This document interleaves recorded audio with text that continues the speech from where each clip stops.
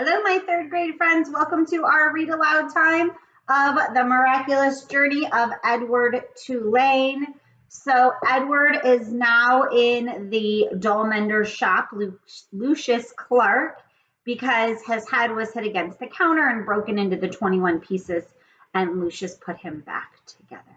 And yesterday, our friend Bryce came to say his final goodbye.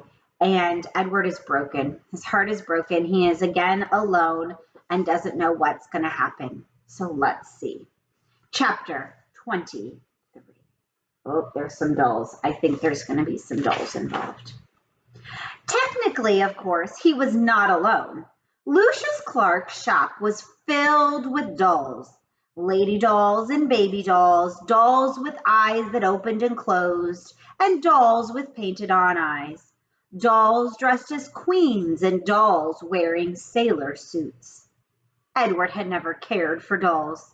He found them annoying and self-centered, twittery and vain. This opinion was immediately reinforced by his first shelf mate, a china doll with green glass eyes and red lips and dark brown hair. She was wearing a green satin dress that fell to her knees. "Who are you?" she said in a high-pitched voice when Edward was placed on the shelf next to her. "I'm a rabbit," said Edward. The doll let out a small squeak. "You're in the wrong place," she said. "This is a shop for dolls, not rabbits." Edward said nothing.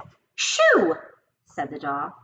"I would love to shoo," said Edward, "but it is obvious that I cannot." After a long silence, the doll said, "I hope you don't think that anyone's going to buy you." Again, Edward said nothing. "The people who come in here want dolls, not rabbits. They want baby dolls or elegant dolls, such as myself. Dolls with pretty dresses, dolls with eyes that open and close." "I have no interest in being purchased," said Edward. The doll gasped. "You don't want someone to buy you?" she said. "You don't want to be owned by a little girl who loves you?" Sarah Ruth, Abilene.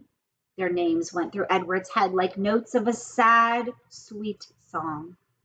"I have already been loved," said Edward. "I have been loved by a girl named Abilene. I have been loved by a fisherman and his wife and a hobo and his dog. I have been loved by a boy who played the harmonica and by a girl who died." "Don't talk to me about love," he said. "I have known love." This impassioned speech shut up Edward's shelfmate for a considerable amount of time. "Well," she said at last, "still, my point is that no one's going to buy you." They did not speak to each other again. The doll was sold 2 weeks later to a grandmother who was purchasing her for a grandchild. "Yes," she said to Lucius Clark, "that one right there, the one with the green dress. She is quite lovely." "Yes," said Lucius, "she is, isn't she?" And he plucked the doll from the shelf. "Goodbye and good riddance," thought Edward. The spot next to the rabbit stayed vacant for some time. Day after day, the door to the shop opened and closed, letting in early morning sun or late afternoon light, lifting the hearts of the dolls inside, all of them thinking when the door swung wide that this time, the person entering the shop would be the one who wanted them.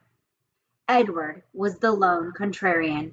He prided himself on not hoping, on not allowing his heart to lift inside of him. He prided himself on keeping his heart silent, immobile, and closed tight. "I'm done with hope," thought Edward Tulane. And then one day at dusk, right before the shop closed, Lucius Clark placed another doll on the shelf next to Edward. That's it. We'll have to find out in another chapter, read aloud, of what this new doll has to do with his journey. I will see you for our read aloud later. Remember, be kind, have a good day, and smile.